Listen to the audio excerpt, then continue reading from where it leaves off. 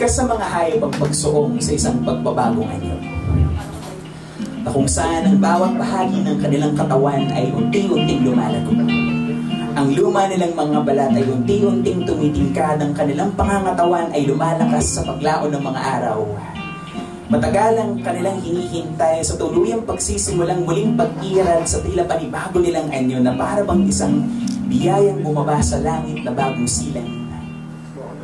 Katulad nila, sa paglaon ng panahon, sa pagdagdag ng ating mga taon, ay dumaranas ang ating pagkatao ng pagkatuto, na mula sa mga bakas ng nakalipas buhat sa sariling danas ay nakapupulot tayo ng dunong na madadala sa paparating pang mga pagsubok at mga unos.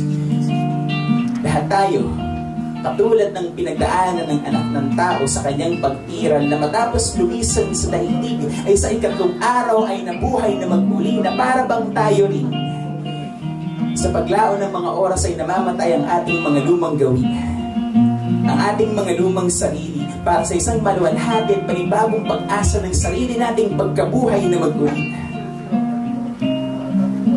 At doon, nagiging bagong muli ang lahat. Taglay ang mga bago at hindi natatapos ng mga dahilan ng ating paghinga.